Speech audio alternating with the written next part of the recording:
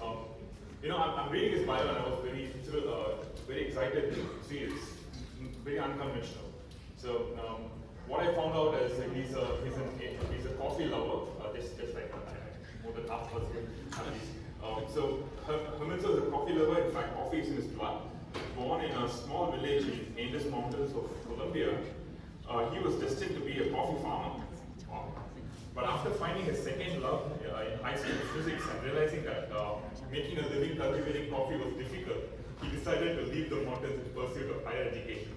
First in the city of Bogota and then in the United States. Now I wonder, after listening to the talk earlier, would you want to reconsider your decision about coming into science?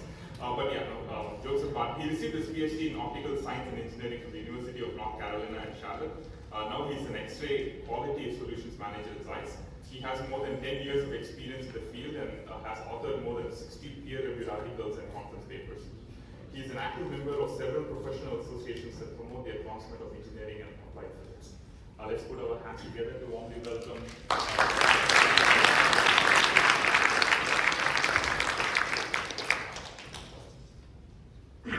Thank you for the kind introduction. And the first thing I want to check is works. Good, perfect. The second question I have is, where is my coffee? Okay, let's get started.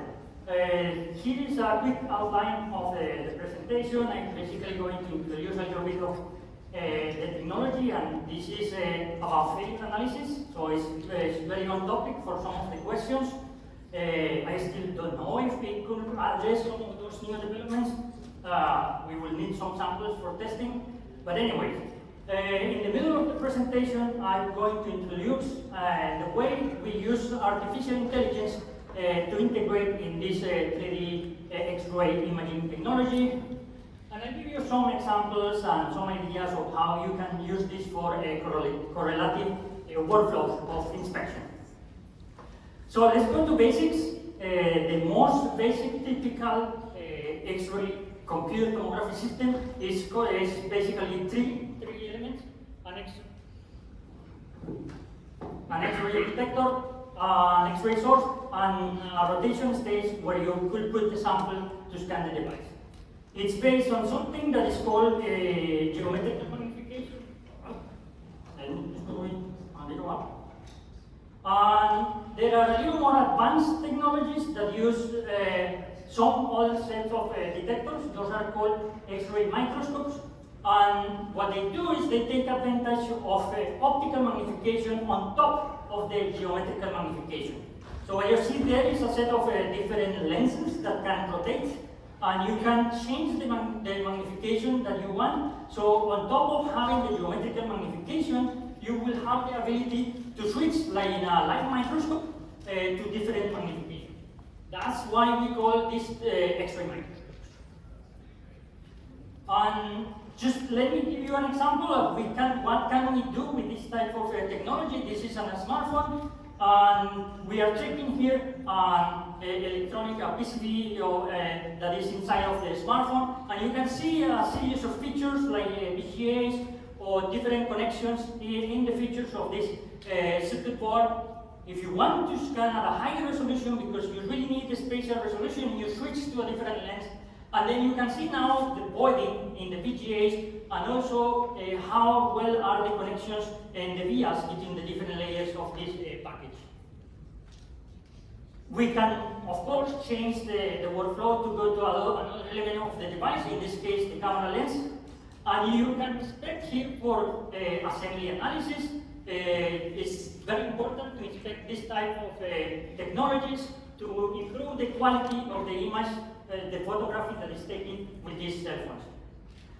And as a last example, we're going to show you how to inspect batteries, which is also a very important topic, not only for electronics, but for new energy vehicles. The battery is the main element. And as you can see here, you can see after several cycles of charging and discharging, how the structure changed. In fact, you can see some traces of delamination and degradation of the different particles and electrodes in the different layers of this battery. So this is a summary of the workflow, basically very similar to X-ray computer tomography, with the advantage that now you have the optical magnification. You collect a series of radiographs in the order of 1,000 or more, really 2,000 or 3,000 sometimes, depending on the device.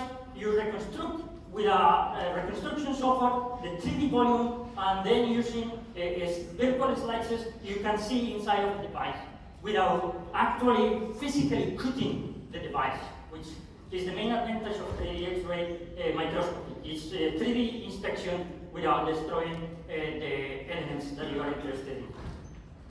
Why is this so important? I insist on 3D scanning. Probably all of you might be familiar with 2D, which is quite popular. And the thing is, it's sometimes fail. And let me just give you a question here.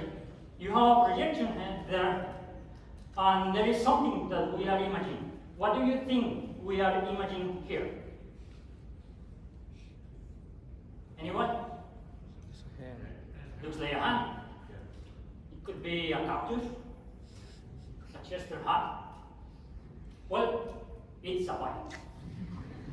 Trying to be funny.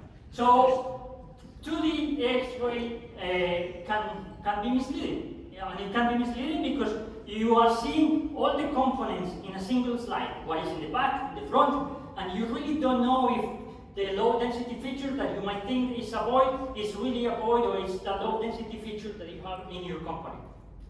So the only way to really be sure that what you're looking is at a void and assess this component, it would be with 3D X-ray computer tomography. And I'm not saying that you can use 2D. 2D is very advantageous, and some people are very skilled at this, like changing the angle of the device, but it doesn't always work.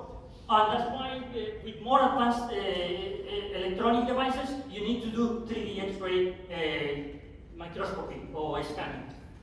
And the type of features that you can see here are all of those elements that you see there: solder bumps, micro bumps, fatigue cracks, something that is called hair pillow, traces of electron migration, broken vias, cracks, etc. And the level of resolution that you can get, of course, is down to microns and below the microns, down to 500 nanometers or so, depending on the lens that you are using. This is quite important, not only for electronics, traditional devices like computer or cell phone, but also for automotive electronics, and for batteries. Batteries, again, I insist, is a very important application, not only for electronics, but also for the automotive industry. And that's what is exemplified in here. Now that we understand the basics of the technology and the main advantage, let's see what are we doing to bring artificial intelligence and how it's helping us to improve the imaging of the devices with this technique. And I want to be clear how we are using these deep learning technologies, because there are a lot of approaches, and some people, what they do is they collect the data, and after they have the data, they post-process the data, and they use some machine learning. But we rather prefer to work before the reconstruction is done, so we can eliminate noise in the projection data. So we go from the projection data to the reconstruction, and that's where we are applying deep learning. How are we doing it? We collect a set of projections, then we use deep learning to train the network to recognize noise. Let me just go back. To recognize noise from actually features that you are interested in, and then reconstruct the data such that you can enhance the data, so see the features of interest and lose or forget about the noise. And I'm comparing here for a battery, for example. When you scan a very long set of projections, use the standard reconstruction. Then what happens if you try to speed up the scan by lower the number of projections and scan maybe in the order of 1,000? Then you start seeing a bunch of noise that hinders some of the data. But if you use the deep learning with a high quality data for training, then you can actually recover most of the data, eliminate noise, and see features that you weren't able to see before. This is not only true for the example of batteries, this is also for the example of faster scans, like this camera lens, where you see that we can go from something in the order of 1200 projections to 120 and scan in the order of 9 minutes and get all the features of interest for assembly analysis in this case. Now, that was one flavor of the deep learning reconstruction in which we improve. Sorry, gravity is not helping here.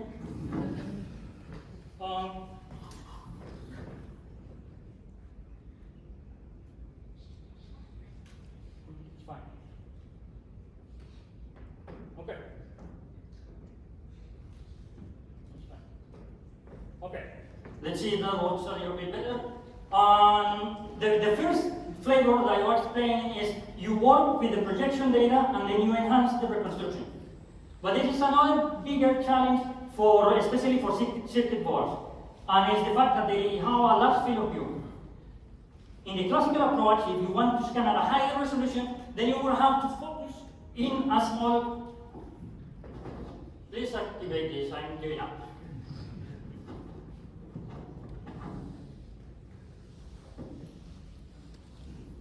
I'm just gonna turn this off. Just on the end. Is this on? Yes. Perfect, thank you. So the classical approach is you select the region of interest, then you scan at a higher resolution, but the problem is if you want to scan the full field of view, then you will have to start scanning at high resolution and collect a bunch of scans. And after you collect those scans, then you might maybe stitch and collect the full data, but it's gonna prove too long. A better approach would be to use deep learning. Now you can zoom in inside of the features of interest, scan at a higher resolution, use that for training, for deep learning, and then recover the data at high resolution. And we are calling this DeepScout. And I'm going to show you an example for a solid-state battery. This is a large region of the battery. The battery is small, but we are using a high-resolution data in the order of 3 microns or so. And this is what happens if you change the lens or the region of interest and scan at a higher resolution. You see more features. But we don't want to repeat this. We want to take advantage of deep learning and be able to expand this resolution to the low resolution data that you already scanned. And this is what happens when you use this training model. You recover the data from the large field of view in less time. And you can see in different regions of interest that you actually see more data and the difference between the different sections in the top and the bottom of this component. So this is a very nice example of how to use DeepScout, which is the second flavor. Remember, the first one is to improve the reconstruction. It's not my lucky day. And the second one is to expand the same level of reconstruction to a larger field of view. So let me summarize again. The first one is called Deep Recon, and it's helping to improve the reconstruction of a single set of data or single field of view. The second one is to improve the resolution in a larger field of view. And of course, this gives us some ideas of how to improve the scanning with 3D reconstruction, but I want to acknowledge 3D X-ray technology are not the only technology to do failure analysis. There are others. The main advantage of 3D X-ray microscopy or computed tomography is not destructive. However, you can take a different approach. You can do some optical analysis, acoustical analysis. Might not be the highest resolution. Select the regions of interest. Now you can use 3D X-ray microscopy. That might be enough for you, but if it's not, you can still go up into nanoscale 3D X-ray microscopy by isolating the feature and scanning at a high resolution, as you can see in the graph over there. Again, if that's not enough, then you can select to go to electron microscopy, which we all know that has a much better resolution than X-ray, but of course with the sacrifice that you will have to prepare the sample and you have to actually destroy or slice the sample somehow. So let me summarize for you. Basically, what I'm trying to tell you is that there are new technologies and improving technologies. 3D X-ray microscopy is a technology that has evolved for more than 20 years already. And what we are bringing now to the table is artificial intelligence. The use of deep learning to improve the data, get rid of noise. And a clarification here, for those that are still scared of artificial intelligence, this is not generative artificial intelligence. We are not making data up. We are just getting rid of noise, and that enhances the features. You can have different ideas how to use this, correlate with light microscopy or even electron microscopy. And with this, I like to open the floor for questions. So please, raise your hand.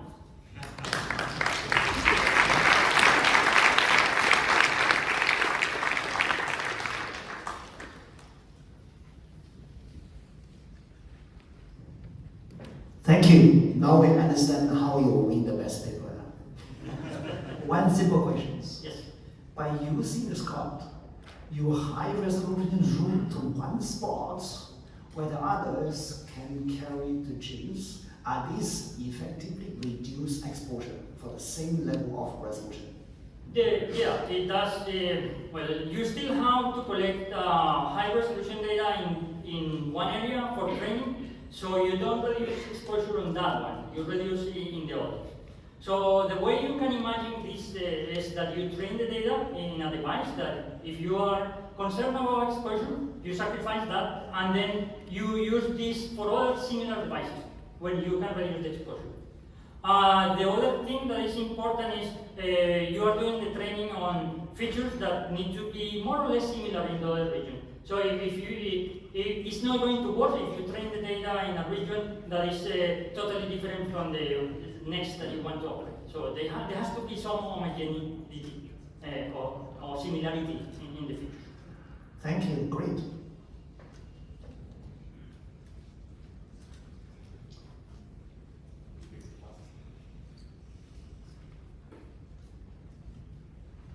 So my question is, for single features like battery or single IC, you can do training because the structure is basically the same.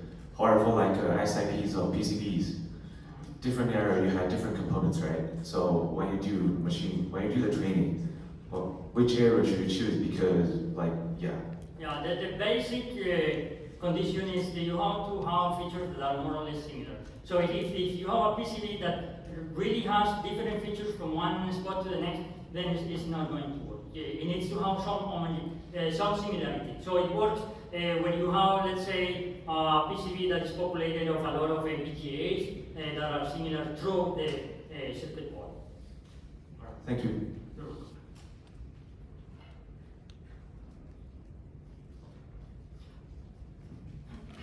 Okay, we may have time for one more question. Okay, if not, let's thank the speaker again. Yeah.